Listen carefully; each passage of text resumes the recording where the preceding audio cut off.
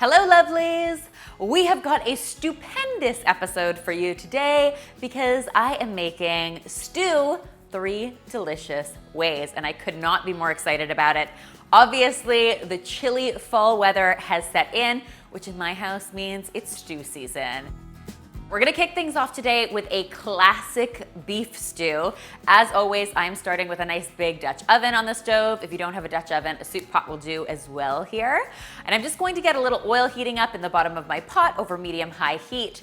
Once my oil is nice and hot, I am going to add my stewing beef to the pan.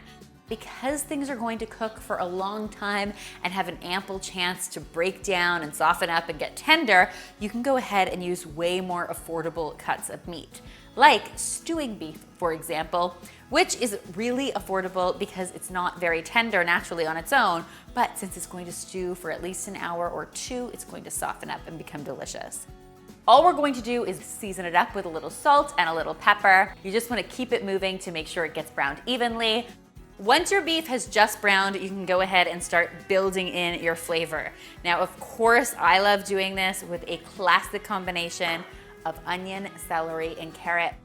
There's almost no super stew that I don't use these ingredients in. I absolutely love them together. We'll give that a stir and then we'll let this all heat up together for between 4 and 5 minutes, just until the veggies start to soften up. You'll notice the celery turns bright green. That means we are ready for even more wonderful flavor. I am using a combination of minced garlic, a little bit of tomato paste, and some Worcestershire sauce. Let me tell you, these 3 ingredients pack a serious flavor punch. We'll let those cook up for another minute, stirring them constantly, and then as soon as they become really nice and fragrant, we'll go ahead and add our red wine to the pot. Now, this is definitely optional. You do not have to make this recipe with any wine at all, but I do love the depth of flavor that this red wine adds. You don't have to worry about the alcohol content in this. The alcohol evaporates, and all you're left with is that deep, rich flavor. Guys, I know I say this a lot, but I really wish you could smell this one. At this point, we are gonna go ahead and add even more awesomeness in the form of potatoes. Then I'm going to add my classic beef broth. And finally, I am going to add some fresh thyme to the pot. Now you'll notice I didn't even pull the thyme leaves off its stem. We'll get it out of there later. Once all of this yumminess comes to a boil, you can reduce your heat to medium-low, pop the lid on that pot, and then let this simmer away. Now 30 minutes is fine here, but of course when it comes to stew, the longer it stews, the better it's going to be. So if you have an hour, definitely take an hour. If you have an hour and a half, even better. Keep that puppy covered and let it simmer away until those potatoes are super tender, and of course that beef is just falling apart. The final step is just to thicken this up. Now, if you leave it as is, it's just soup. But the thickening process is really what makes it stew.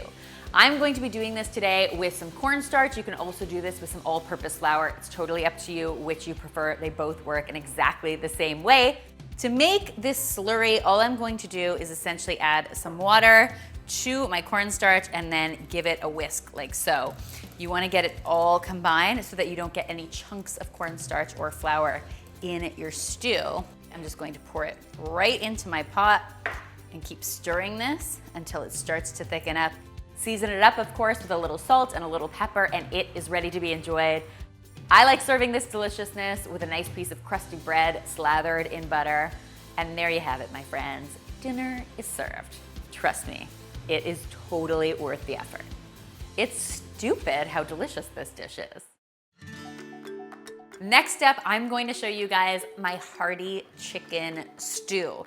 Now, I will just tell you that both my husband and our baby-to-be are obsessed with this right now, so I'm making it at least once a week. And the good news is it's actually really, really easy. Like the first stew we made, I'm just going to heat some oil up, and once my oil is nice and hot, I can get my onion, celery, and carrots into the pot. We'll let those cook away for a few minutes until they start to soften up. And then I'm going to go ahead and add my chicken. Now, this is a really wonderful recipe to use up any leftover chicken you have in the fridge. With my chicken, I am also going to add some diced potatoes into the pot. Again, this is all about hearty dishes that really satisfy during the fall months, so they have to have potatoes in them. Once my potatoes are in the pot, I'm going to go ahead and cover all of this with my chicken broth. It's always a good idea to use really good quality chicken broth in your cooking. And if you have the time to make homemade broth, I highly recommend you do. I have a great recipe on the channel. I will link it in the description box so you can take a look at it for yourself. To add even more deliciousness to the pot, I am going to be adding some fresh herbs.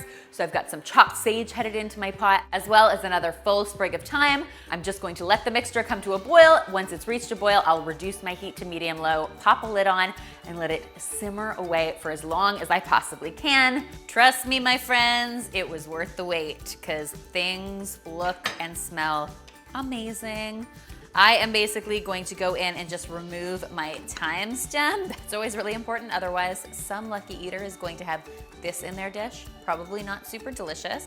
And then we can go ahead and thicken this up. Once again, I'm doing this with a cornstarch and water mixture. Flour will work just as well. Once my stew is thickened, I am going to add 3 more delicious ingredients to take this right over the top. First up, I've got some frozen corn kernels as well as some frozen peas headed into my pot. The best part about these is they only take 2 or 3 minutes to heat through. And I'm also going to finish this off with a little bit of parsley, which really helps to freshen and brighten up all the flavors. I'll hit this, as I always do, with a little salt and a little pepper. And seriously, 2 to 3 minutes later, you have what I consider to be a total kitchen masterpiece.